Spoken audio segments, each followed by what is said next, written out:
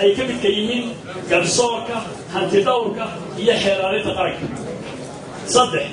دولة جديدة هي ديارة قرشة ومرينات هذه العيلة سياسة أقارها هي أرمها بالشرع maanta oo bishan labaad tahay waxaynu marka hore u akhri doonaa faatixo dhammaan dadkii u shahiiday dalkan xorriyadiisa oo godgalay gaar ahaan maanta waxa cajiib ah in la aasayo lafihii xasan sareebaan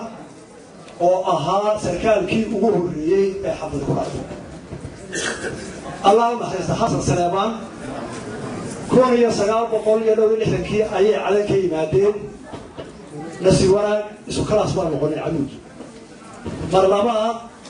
خوش كي سعيد كي عكر مقولين مرسدحات اسم جمال مقولين إن شاء الله إن شاء الله ولا سويت يقدر هذه الهنا فاتحة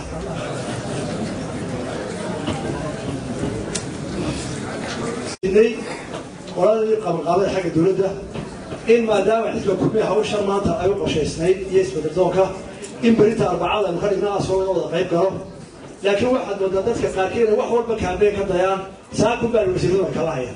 هذا آثار ما فيه نوع هاتسي وأي واحد مركي هرب كوي دوري هذا كي واحد بتري هذا أسكت قبل نوع هاتسي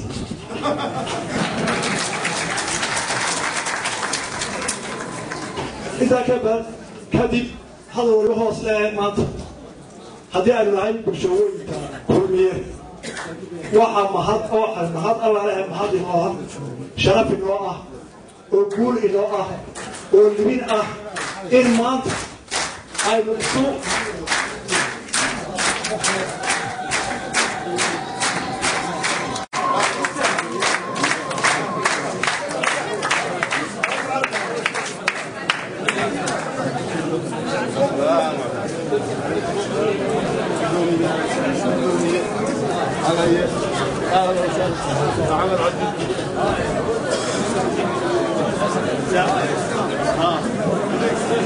حاجة سنة واصل وهل كان بوصل صدقوني ما صدق وقرت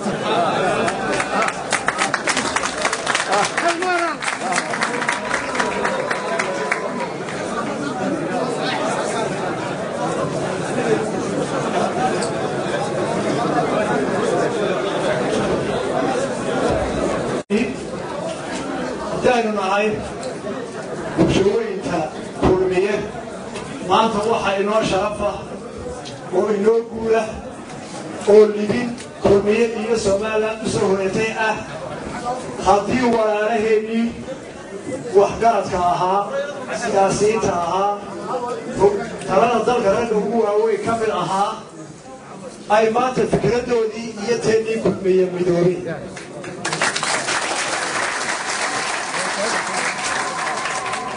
وحينوت هاي فرحان وين انت جعل هرمك سوماليلاند قرنمada Soomaaliland iyo mustaqbalka Soomaaliland inuu fiicnaado inta jecel maanta guul weyn iyo farxad bay u tahay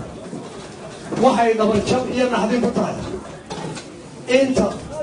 aan jecelayn ama aan dan ka lahayn horumarka qaranka iyo guusha Soomaaliland iyo inta geeskooda ka tarisan ee aan garaad badan lahayn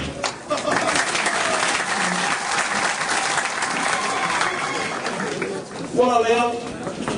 haddaynu maanta eegno rag ay nagu soo kordhay ee kale midoobay aynu hawl geli doono oo hawl weyn iyo xil weyn nala qaban doona oo kaalin banaanaynu buuxin doona insha allahu markaynu maanta xaaladda dalka qiyaasno waxa xaqiiqo ah in Somaliland bari iyo galbeed koone ilaa koone ay isku afgarato isla fahamtay inuu dalku isbedel u baahan yahay lab iyo dad نوي بدوي يا مدير يا قور هايبسو يا قبائل كلاهين خير بدل يا خير يا قاربا لغا تلبيه أصبت إن التلوث الذي هو وحول وصل كلام وني ولا تكرر اسمه هذا وصل لي وكو وحضرها أو كلية وأصلا إن شرع وهجامية ينم ضربة ماذا حويلها أي دوران يا كحزب غير مضحكة mid walba in sharcigu xukumo oo uu yahay shaqaale shacab ugu dhibtay شقو وهي خلاص صاحب إسلام مركز شرعي أنا نقولين إن روح قولي دنت كفشته الشرعي بيكون نقدم محي مركز هو إكسيشن الشرعي ولا سمعني وما تقول في شرعي لا صار ولا وكان أيش ما هذه الديمقراطية وكلية ما بلغ آخر حقوقنا المواطن كلا ترى البلدية هاي إياك أقوات السياسات هاي بس أروتو من دولة وكلمية كان دورة أدب وجامعة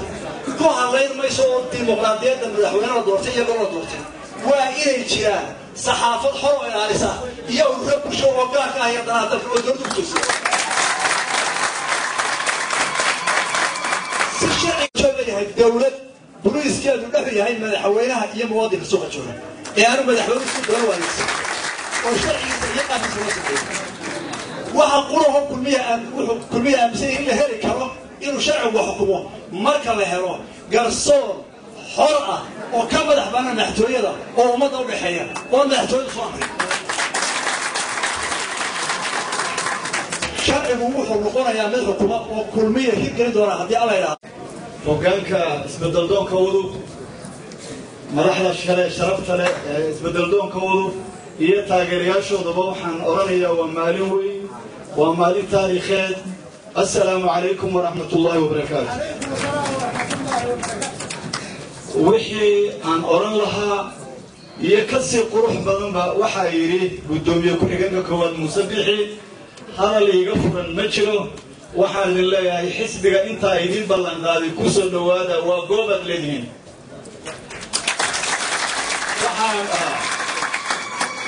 waxaan ku dari lahaa keliya waxa ugu weyn ee aad kulmiye ka helaysaan waxa weeye waxaad ka soo boorteen goob mugdi ah oo aan dood iyo ra'yi iyo isdhaafsi aanu jirin waxaad imaanaysaan goob afkaarta iyo isdhegaysiga iyo isku celinta iyo marka haddaad mararka qaarkood u qaadataan halkan fowdo inay tahay fowdana ay muddaa mugdiga ku jirteen naga raalli ahada